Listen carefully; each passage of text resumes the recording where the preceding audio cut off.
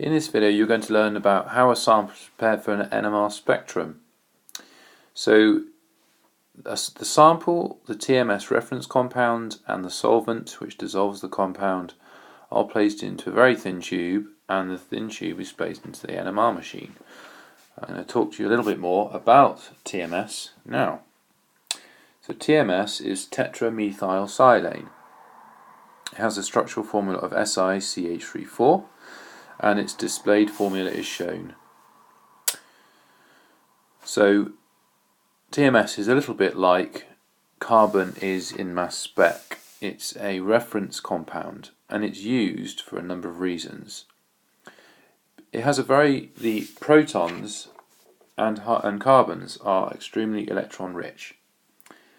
This is because the silicon can push electron density towards the carbons, and this increases the electron density on the hydrogens around the outside. This allows the H's to have a much lower chemical shift than most other organic molecules, and so the peak for TMS occurs further downfield, i.e. further to zero, or on zero as it's the reference point, much lower than the other organic compounds. So there's a number of reasons why it's used. The first reason TMS is used is because there's a single hydrogen environment, because all of the H's are the same.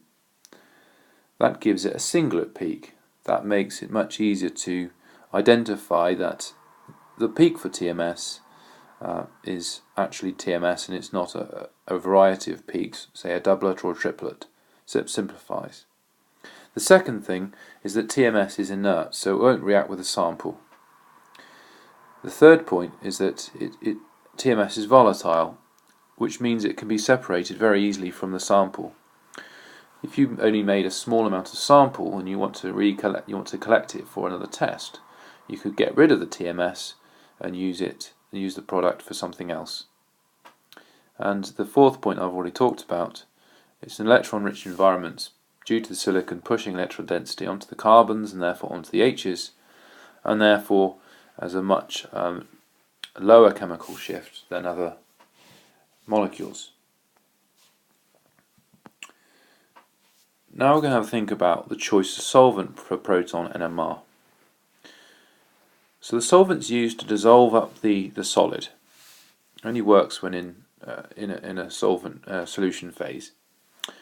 So first of all, it's important that the solvent being used doesn't contain any hydrogen, because if your solvent contains hydrogen atoms, i.e. 1H protons, then many peaks would occur and it really confused the spectrum of the compound.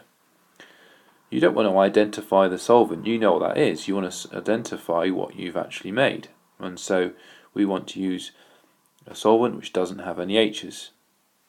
So sometimes we choose a compound like CCl4, so if it's a non-polar compound that's being tested, we use a non-polar solvent. For example, CCl4 is a non-polar solvent.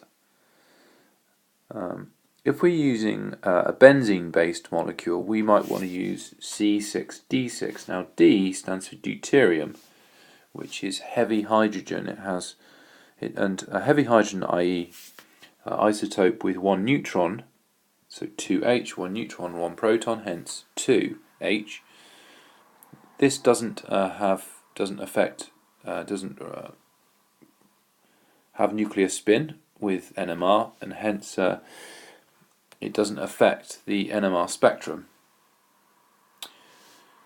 But that's only useful for benzene, so C6D6 is only useful for benzene molecules, really. So what we can use for polar solvents, so if we have a polar molecule that needs tested, a polar organic molecule, we can use CDCl3. If you think what CHCl3 is, it's tetrahedral in structure, it's very polar. It could be used to dissolve polar organic molecules being tested. Or if you've got a substance which dissolves in water, you can use D2O, which is heavy water, with the heavy H atom, which is the 2H. That can also be used. So the choice of solvent is important. It's all down to the intermolecular forces that the molecule being tested has. So this is a summary of the choice of solvents for proton and NMR. You've got to think about if it's polar or not. So if it's polar or non-polar, the sample being tested. So if it can bond with water, then you would choose D2O because it could mix up with due to hydrogen bonding. Or if it's polar, you could use CdECl3. If it's not going to necessarily mix easily with water, contains benzene, use C6D6. And if it doesn't contain benzene and it's non-polar, then you could use CCl4, which is a non-polar molecule. So a little task here. Suggest which solvents could be used to dissolve the following compounds in proton NMR. I'll let you have a think about that. You can pause the video.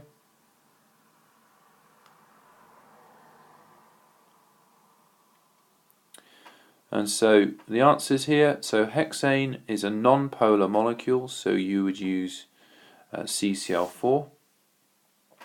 Nitrobenzene, benzene based, so you could use C6D6. Ethanoic acid can form hydrogen bonding, so you could use you could use D2O. You could also use CdCl3, it would work with that as well. Propanone, you'd use CdCl3, or you could use D2O. Propanone could form bonds, intermolecular forces with D2O. Butanol chloride, well, due to its reactivity, you wouldn't want to react with D2O, so you'd add it to CdCl3, which would be appropriate because it does have a polar molecule. It's polar around the C double bond O, so you could use CdCl3 for E.